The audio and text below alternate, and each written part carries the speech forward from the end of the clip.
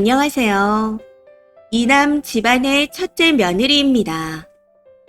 동서와 저는 나이가 똑같고 현재 시어머니는 동서네와 살고 있습니다.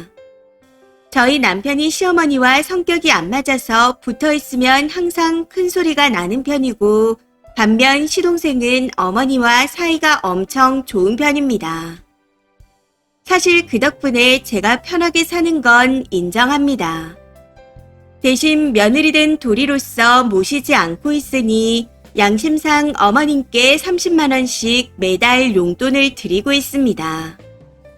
노령연금, 유족연금, 그리고 제가 드리는 용돈까지 하면 어머님이 쓰고 싶은 걸 쓸 수 있을 것 같아서요. 근데 이야기를 들어보니 어머님께서 매달 동서한테 30에서 50만 원씩 주고 계시더라고요. 애들 크는데 돈이 많이 들어간다는 명목으로 준다고는 하셨지만 사실 미안해서 주는 것 같았습니다. 근데 몇 달 전부터 동서가 시동생한테 우리가 어머님을 모시고 같이 사는데 왜 형님네에서 우리한테 생활비를 안 주셔? 라고 했다네요. 이 말을 듣는데 어이가 없었습니다. 저희가 모시고 사는 건 아니지만 앞서 말씀드렸듯이 매달 용돈을 드리고 있고 어머님이 병원에 가시거나 큰돈 들어갈 일이 생기면 전부 저희가 부담했습니다. 형제간에 돈 때문에 신랑이 하기 싫어서 수입이 더 많은 저희가 큰 돈을 부담하는 편이었죠. 뿐만 아니라 가족 외식이나 조카들 용돈까지 서운하지 않게 챙겼다고 생각합니다. 근데 동서 생각은 다르더라고요. 한 사람 입이 얼마나 무서운데 어머님 생활비는 형제가 같이 부담을 해야 한다 생각하는 입장이었습니다. 참고로 저희 시댁은 재산이 없습니다. 남편이 15살 때 사별하시고 어머님 혼자서 두 아들을 키우셨거든요. 아들 둘을 대학까지 보내신다고 당신 옷 한 벌 산 적이 거의 없을 정도로 알뜰하게 사셨지만 여자 혼자 몸으로 키우다 보니 변변한 집 한 칸 없이 사는 내내 월세와 전세를 전전하며 사셨습니다.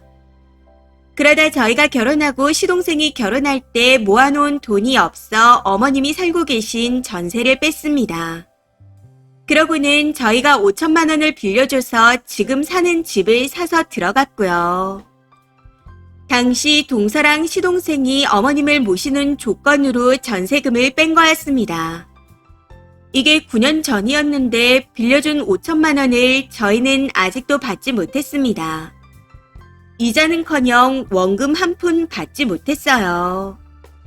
사실 시간이 오래 지나기도 했고 저희는 그 돈 안 받아도 먹고 살만한 상태라 안 받을 생각도 하고 있었습니다. 근데 동서 하는 짓이 괘씸해서 꼭 받아야겠네요. 저희는 나름 경제적으로도 부족함 없이 동서한테 보탬이 됐다 생각했는데 동서 생각은 완전히 다른 것 같아 화가 납니다. 틈틈이 과일이며 고기까지 사서 보냈고 한 달에 2번 정도는 꼭 고깃집에서 외식을 시켜줬습니다. 거기다 볼 때마다 애들 용돈까지 챙겨주고 했었는데 뒤에서 저렇게 말하고 있었다니 서운하기도 하고 화가 나기도 하네요. 지금은 본인도 지치고 힘들어서 도저히 못 살겠다며 시동생한테 이혼하자 통보한 상태라고 합니다.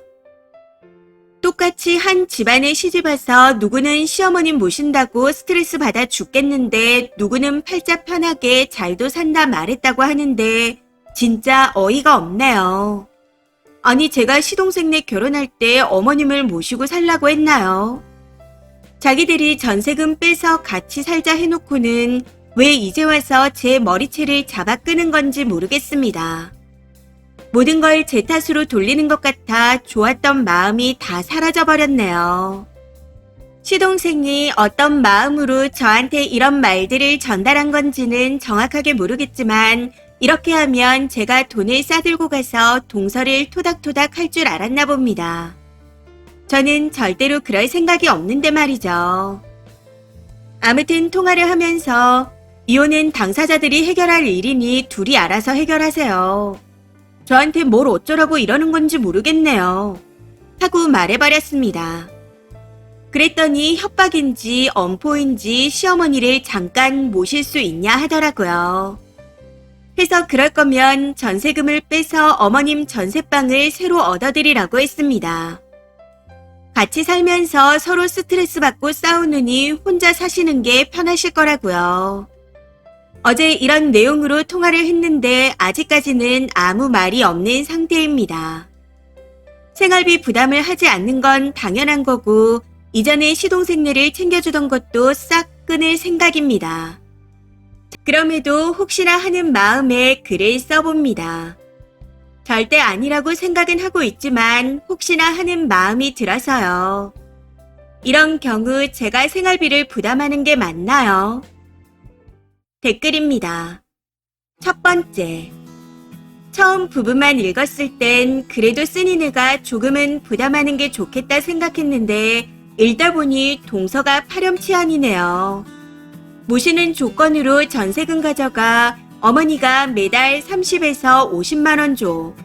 결혼할 때 5천만 원 빌려간 거 아직 안 갚아. 자꾸 저런 식으로 말하면 5천만 원 먼저 주고 얘기하라고 하세요. 어이가 없네요. 전셋집 보증금이 얼마였는지는 모르겠지만 그래도 몇 천에서 억은 할 거 아니에요. 모시는 거 힘든 건 알겠는데 대놓고 생활비 타령이라니.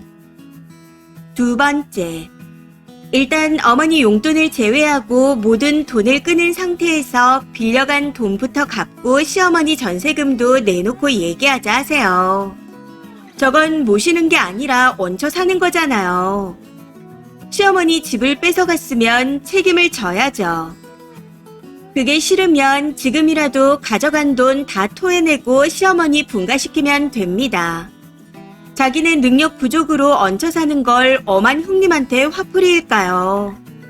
형님이 해야 할 수고를 대신하는 것처럼. 세 번째. 동서가 큰 착각을 하고 있네요. 능력 없어서 시어머니 모시는 조건으로 시어머니 전세금에 쓴이네 5천 받아서 얹혀 사는 주제에 시어머니가 한 집에 살고 있으니 지가 모시는 걸로 착각하고 큰소리치는 꼴이라니. 쓴이네가 어머님 용돈에 이것저것 다 챙기니 더 많이 해달라고 심통 부리는 겁니다. 저런 것들은 잘해주면 지가 잘나서 해주는 걸로 안다니까요. 9년 전 5천도 당연히 갚을 생각 없이 당연한 걸로 생각하는 것 같고요. 이혼해도 쓴이가 마음에 걸릴 거 1도 없습니다. 전세금 빼서 시어머니 집해드리고 5천도 갚으라고 하세요. 얹혀 사는 주제에 힘들어서 이혼하자는 여자나 그걸 또 형수님께 이야기하는 시동생이나 끼리끼리입니다. 네 번째.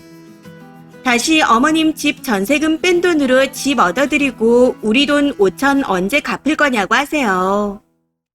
제가 님 남편이라면 전세 빼서 돈 줬더니 엄마 눈칫밥 먹게 하는 동생네에 열받아서 가만히 못 둘 것 같네요. 전세금 받아 집 얻어드리고 받은 5천으로 다달이 생활비 드리는 게 어머님께도 훨씬 좋을 듯합니다. 다섯 번째. 올스톱 하시고 5천 회수하세요. 그리고 전세금 돌려받아 어머님도 분가시키세요.